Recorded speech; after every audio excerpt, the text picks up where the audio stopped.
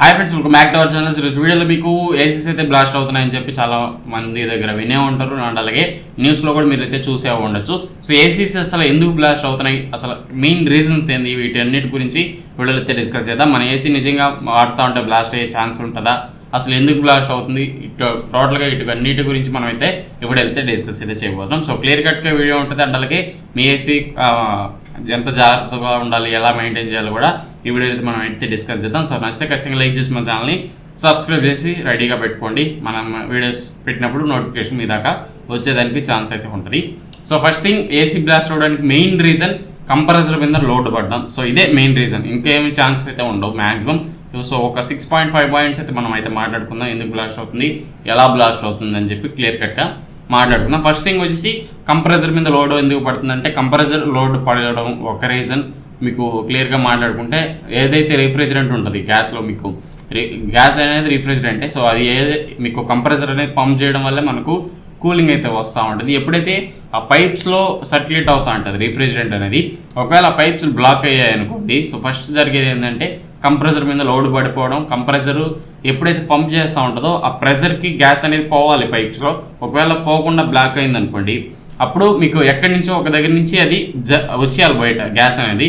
So ఎందుకంటే compressor ఆన్లో ఉంది, ఆ రిఫ్రిజిరెంట్ పంప్ చేస్తూ ఉంది, బయట వచ్చేదానికి చాలా ప్రయత్నిస్తుంది, చాలా స్పీడ్ ఉంటుంది కంప్రెసర్. మీకు ఏసీ కంప్రెసర్ అనేది చాలా స్పీడ్గా గ్యాస్ని పంప్ చేస్తూ ఉంటుంది, చాలా స్పీడ్గా పంప్ చేస్తుంది. మనం ఫ్రిడ్జ్ కంటే కూడా ఏసీ 2-3 టైమ్స్ చాలా స్పీడ్గా రిఫ్రిజిరెంట్ని పంప్ చేస్తూ ఉంటుంది. ఒకవేళ బ్లాక్ అయితే ఎక్కడో ఒక్కడి దగ్గర నుంచి గ్యాస్ అనేది బయట వచ్చేయాలి. సో వచ్చేదాకా అది గమనం ఉండదు, తిరుగుతూనే ఉంటుంది. కాబట్టి కంప్రెసర్ అనేది బయట వచ్చేదాకా అది చాలా స్పీడ్గా రన్ అవుతుంది. కాబట్టి ఖచ్చితంగా పైపు పగిలిపోవడము, లేదంటే కంప్రెసర్ ఆగిపోవడము, ఇలాంటి టైంలో మోస్ట్లీ బ్లాస్ట్ అనేది కంపల్సరీ జరిగేదానికి ఛాన్స్ అయితే ఉంటుంది. దీనికి తోడు ఏదైనా ఎలక్ట్రికల్ షార్ట్ సర్క్యూట్ కానివ్వండి, ఎలక్ట్రికల్ కాంపౌండ్స్ ఏదైనా ఫైర్ చేస్తున్నా, ఇలాంటి టైంలో కూడా మీకు ఆ ఫైర్కి గ్యాస్కి కాంబినేషన్ కానీ కరెక్ట్గా మ్యాచ్ అయ్యి ఈ గ్యాస్ లీక్ అయ్యేటప్పుడు ఫైర్ కానీ వస్తే వెంటనే బ్లాస్ట్ అనేది అందుకుంటుంది, ఏసీ అనేది బర్న్ అయిపోతుంది. ఇది మెయిన్ రీజన్. సో ఇంకెక్కువ ఏం రీజన్స్ అయితే ఉండవు, మెయిన్ రీజన్ అయితే ఇది.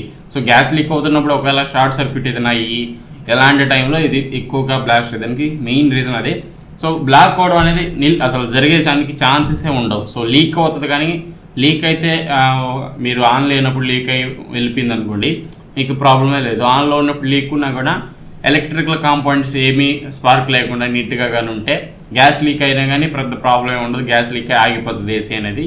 ఆటోమేటిక్గా మీకు బ్లాస్ట్ అయ్యేదానికి ఎటువంటి ఛాన్స్ అయితే ఉండదు. సో ఎప్పుడైతే మీకు పూర్ క్వాలిటీ కాంపోనెంట్స్ యూజ్ చేస్తారు, పీసీబీ క్వాలిటీ లేకపోయినా ఓవర్ వోల్టేజ్ వచ్చి పీసీబీ ఖరాబ్ అయ్యేటప్పుడు కూడా చిన్న చిన్న కెపాసిటర్స్ ఇలాంటివి బ్లాస్ట్ అవుతూ ఉంటాయి, పీసీబీలో కూడా బ్లాస్ట్ అవుతూ ఉంటాయి.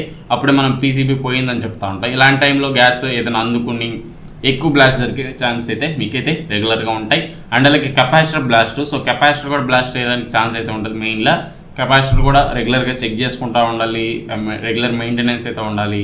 ఎప్పుడైతే మిట్ట మధ్యాహ్నం మనం ఏసీ వేసుకుంటామో ఆ టైంలో మన ఏసీ కూల్ చేయలేదని చెప్పి మనం 18 degrees 20 degrees ఇలా పెడతా ఉంటాం. ఎందుకంటే అది ఆల్రెడీ మీకు ఏసీ అనేది ఒక 50 degrees 53 degrees అలా వచ్చింది అనుకోండి, ఏసీ కూడా కూల్ చేయలేదు మన రూమ్ని. సో అలా ఆ ఏసీకి కూడా సర్టెన్ టెంపరేచర్ లిమిట్ అయితే ఉంటుంది, దానికంటే దాటింది అనుకోండి ఏసీ కూడా కూల్ చేయడానికి ప్రయత్నించదు. సో ఎందుకంటే దానికి ఉన్న కెపాసిటీ అది, దానికంటే ఎక్కువ టెంపరేచర్ ఉంటే మీ రూమ్ని కూల్ చేయడానికి దాని మీద కూడా ప్రెషర్ పడుతుంది. అలాంటి టైంలో మీరు బూస్ట్ మోడ్ పెట్టడం, టెంపరేచర్ లో చేయడం ఇలాంటివి చేస్తారంటే ఖచ్చితంగా ఏసీ ఖరాబ్ అయ్యేదానికి ఛాన్స్ అయితే రెగ్యులర్గా ఉండే ఉంటుంది.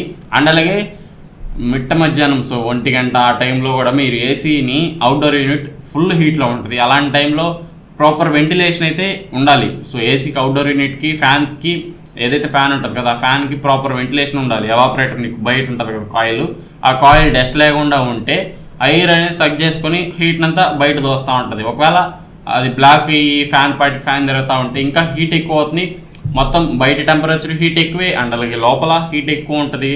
మీకు ఫ్యాన్ దగ్గర, ఎవాపరేటర్ దగ్గర అక్కడ కూడా మీకు హీట్ ఎక్కువ ఉంటుంది. ఆటోమేటిక్గా ఆ ఓవర్ హీట్ వల్ల కంప్రెసర్ మీద లోడ్ పడి అది కూడా హీట్ ఎక్కి ఇలాంటి టైంలో కూడా ఇలాంటి కేసెస్ అనేవి మీరు రెగ్యులర్గా నోటీస్ చేస్తూ ఉంటారు. అందుకే చెప్పేది ఎక్కువ అవుట్డోర్ యూనిట్ని నీడలో పెట్టుకోవడానికి ట్రై చేయండి అని ఎందుకు చెప్తామంటే మెయిన్ రీజన్ అది. సో ఇలాంటి టైంలో మీకు ఎక్కువ ఓవర్ హీట్ అయ్యి ఒకవేళ మీరు రెగ్యులర్గా మెయింటైన్ చేయకుండా బ్లాకేజ్ అయ్యి కాయిల్స్ మీకు వెంటిలేషన్ లేకుండా పోయిందనుకోండి, అలాంటి టైంలో ఓవర్ హీట్ అయిపోతూ ఉంటాయి కంప్రెసరు అండ్ అలాగే ఇలాంటివన్నీ కంప్రెసరు లోడ్ బట్టి ఆటోమేటిక్గా ఇలాంటి బ్లాస్ట్లు అనేవి కామన్గా జరుగుతూ ఉంటాయి. నెక్స్ట్ మెయిన్లీ వచ్చే పాయింట్కి వచ్చేసరికి కాయిల్ అనేది రెగ్యులర్గా క్లీన్ చేసుకోండి, డస్ట్ లేకుండా క్లీన్ చేసుకోండి. ఎందుకంటామంటే డస్ట్ లేకుండా ఉంటే వెంటిలేషన్ బాగుంటుంది ఏసీకి.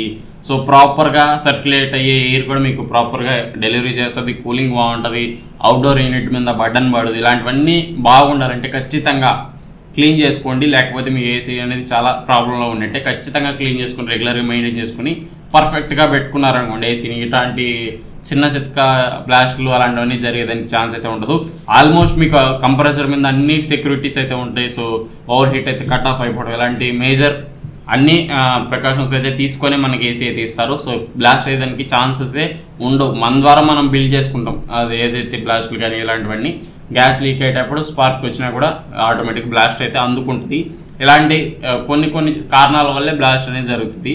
అందరికీ జరుగుతుంది అంటే జరగదు. సో మెయిన్గా ఎప్పుడో మన టైం బాగాలేనప్పుడు ఇలాంటి సిచ్యువేషన్స్ అనేవి కామన్గా జరుగుతూ ఉంటాయి. నెక్స్ట్ వచ్చేసి మ్యానుఫ్యాక్చరింగ్ డిఫెక్ట్స్ కూడా ఉంటాయి. మ్యానుఫ్యాక్చరింగ్ డిఫెక్ట్స్ ఉన్నా కూడా మీకు ఇలాంటి ప్రాబ్లమ్స్ అయితే వస్తూ ఉంటాయి. సో అందుకే మంచి బ్రాండెడ్ తీసుకోండి, తక్కువ కాస్ట్లో తీసుకోవద్దు. ఎందుకంటామంటే బ్రాండ్ వాల్యూ ఉన్నదైతే ఆల్రెడీ దానికి ప్రీమియంనెస్ ఉంటుంది, సర్వీస్ బాగుంటుంది కాబట్టి ఆటోమేటిక్గా మీకు ఏసీ కూడా బాగుంటుంది. అందుకే మ్యానుఫ్యాక్చరింగ్ డిఫెక్ట్స్ లేకుండా ఏసీస్ మంచి క్వాలిటీ ఉన్న ఏసీసే ఎందుకు సజెస్ట్ చేస్తామంటే అందుకే ఇలాంటి పెట్టుకునేస్తారు. మీరు ఒక 10,000 చూసి తక్కువ లో క్వాలిటీ పెట్టుకున్నారు అనుకోండి, తర్వాత వచ్చే ప్రాబ్లమ్స్ అనేవి మీకు తెలియవు కదా. సో అలా అందుకని చెప్పి మీకు మంచి ఏసీస్ తీసుకోమని ఎందుకు సజెస్ట్ చేస్తామంటే అందుకే సజెస్ట్ చేస్తాం.